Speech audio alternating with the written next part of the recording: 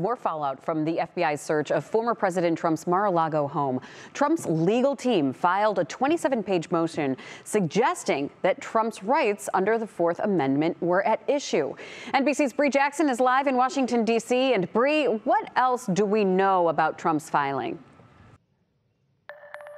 Good morning, Maureen. Well, this is the first filing by former President Trump's legal team since the FBI searched his Florida home 2 weeks ago.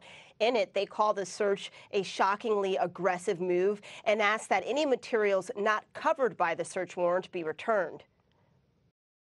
Former President Trump's legal team is requesting what's known as a special master to review the documents seized from Mar-a-Lago. We need an impartial, that means not Republican, not Democrat, impartial special master to go in there, take a look at what they seized. The Justice Department says the August 8th search warrant was authorized by a federal court upon the required finding of probable cause. Because the Justice Department, unlike Donald Trump, only speaks through court filings. The Trump team's filing also lays out new details about the investigation. On August 8th, when Mr. Trump's lawyer was notified about the FBI search, a heated discussion ensued. The filing reveals a phone call from an unnamed Trump lawyer to the Justice Department on August 11th, delivering this message.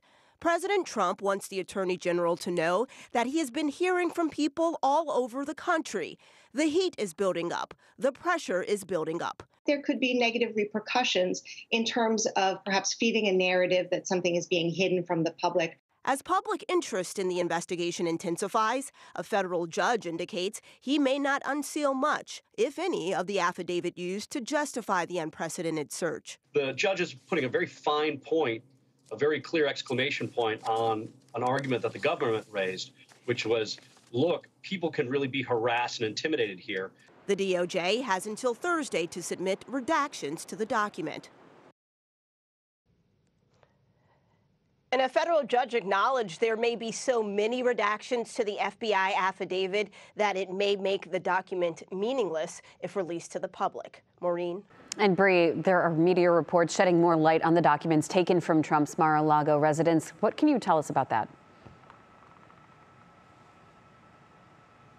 Yeah, Maureen, according to the New York Times, there could be some 300 documents, classified documents that were taken from Mar-a-Lago. Now, this includes documents that were handed over to the National Archives back in January. More than 150 of those marked as classified. There was also a second batch that was provided to DOJ, in June, as well as those documents that were seized by the FBI earlier this month, which included at least one document that was marked as top secret. Yeah, well, we know a lot of people are watching to see what happens. Bree, thank you so much for the update live from Washington, D.C. for us this morning.